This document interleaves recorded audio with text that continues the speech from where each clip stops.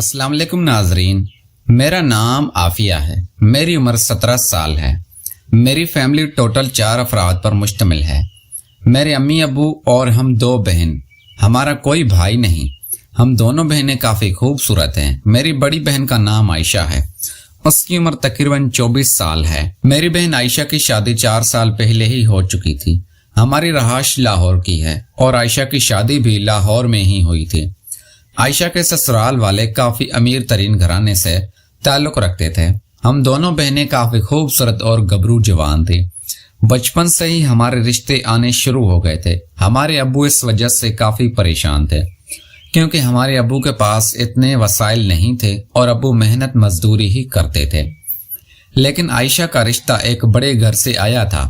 ابو نے بھی ہاں کر دی تھی۔ میں نے جب پہلی بار اپنے بہنوئی کو دیکھا تو دیکھتی ہی رہ گئی تھی۔ وہ انتہا کے خوبصورت تھے اور میں نے ان جیسا خوبصورت لڑکا پورے لاہور میں نہیں دیکھا تھا۔ میں اپنے بہنوئی کو دیکھتے ہی اس پر دل ہار بیٹھی تھی، لیکن میں سمجھنے لگی تھی کہ یہ میری بہن کے شوہر ہیں، اس لیے میں ان سے دور رہوں۔ میری بہن عائشہ بھی اپنے ہونے والے شوہر کو دیکھ کر بہت خوش تھی کیونکہ میرے بہنوئی تھے ہی اتنے خوبصورت، اس لیے ابو نے جلدی اس رشتے کے لیے ہاں کر دی تھی۔ اور میری بہن عائشہ کے سسرال والے تھے بھی امیر گھرانے سے، اس لیے ابو لالچ میں آ گئے تھے۔ انہوں نے میری بہن عائشہ کے نام 2 پلاٹ لگائے تھے، تو ابو نے جلدی شادی کرنے کا کہا اور ہمارے پاس جتنے بھی پیسے تھے ان سے ابو نے عائشہ کی شادی رکھ دی تھی۔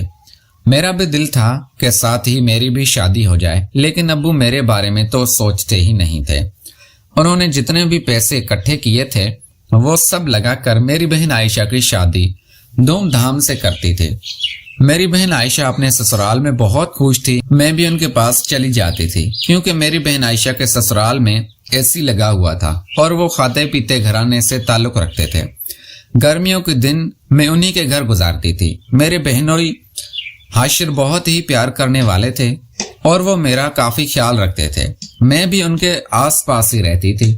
میری بہن عائشہ کو بازار تو یہ بات غلط لگتی تھی، لیکن میں اس سے غلط نظر سے نہیں دیکھتی تھی اور اپنے بہنوئی حاشر کے ساتھ کافی ہنسی مذاق کرتی تھی۔ ایک دن ہمیں کسی پارٹی میں جانا تھا تو میں اور عائشہ دونوں تیار ہونے لگی۔ میرے بہنوئی حاشر جب کمرے میں آئے تو وہ ہم دونوں کو دیکھنے لگے۔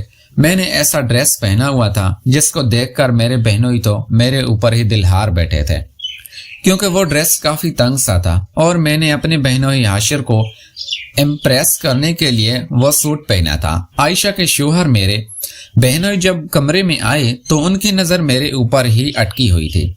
عائشہ کو برا لگ رہا تھا۔ عائشہ نے جب کہا کہ ہم دونوں میں کون پیاری لگ رہی ہے تو میرے بہنوئی حاشر نے کہا عافیہ تم سے زیادہ پیاری لگ رہی ہے۔ بس پھر کیا تھا، میری بہن عائشہ کا موڈ بن گیا۔ فنکشن میں بھی نہیں گئی تھی، لیکن میرے بہنوئی مجھے اپنے ساتھ لے گئے تھے۔ میں ان کے ساتھ جب گاڑی میں گئی تو ان کے ساتھ فرنٹ سیٹ پر بیٹھ گئی تھی۔ میرے بہنوئی فرنٹ سیٹ پر بیٹھتے ہوئے میرے سے گپ شپ لگانے لگے اور بار بار میرے ہاتھ کو ہاتھ لگا رہے تھے۔ میں بھی ان کی یہ ادا دیکھ کر مدہوش ہونے لگی تھی اور بار بار ان کی طرف بہکنے لگی تھی۔ کئی بار میرے ذہن میں خیال آتا کہ میں اپنے بہن کا گھر خراب کر رہی ہوں، لیکن میرے اندر کا شیطان اور میری ہوس مجھے پاگل کر رہی تھی اور میں اپنے بہنوئی حاشر کی محبت میں پاگل ہو رہی تھی۔ اور فنکشن میں پہنچی تو وہاں پر سب نے ہمارا اچھے سے استقبال کیا۔ ہم نے وہاں پر کھانا کھایا اور 2-3 گھنٹے وہاں پر گزارے۔ اس دن حاشر نے مجھے اپنے ساتھ ہی رکھا اور کھانا کھانے کے بعد ہم سب فیملی سے چوری چھپی باہر نکل آئے تھے۔ حاشر مجھے ایک ہوٹل میں لے گئے، وہاں پر ہم نے آئس کریم کھائی اور آئس کریم کھانے کے بعد حاشر مجھے وہ ہوٹل دکھانے لگے۔ وہ بڑا سا ہوٹل تھا اور اس میں گیسٹ ہاؤس کے لیے بھی کمرے تھے۔ حاشر نے کہا کہ آؤ تمہیں ایک کمرہ دکھاتا ہوں، وہاں پر ایک بہت اچھی چیز ہے۔ میں حاشر کی بات مان گئی تھی اور اپنی بہنوئی کے ساتھ وہ کمرہ دیکھنے چلے گئے تھے۔ جب ہم اس کمرے کے اندر داخل ہوئے تو حاشر نے آگے سے کنڈی لگا دی تو میرا دل دھڑکنے لگا تھا۔ مجھے ڈر نہیں تھا کیونکہ وہ میرے بہنوئی تھے اور وہ میرے ساتھ کچھ ایسا غلط نہیں کر سکتے تھے۔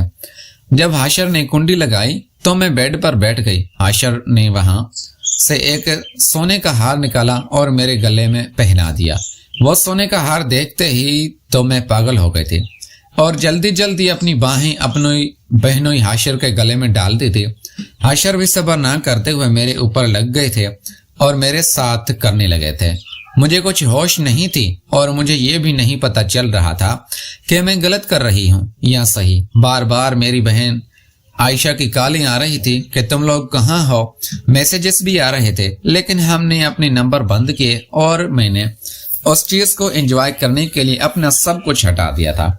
हाशिर भी हर चीज से आजाद थे और मेरे साथ करने लगे थे।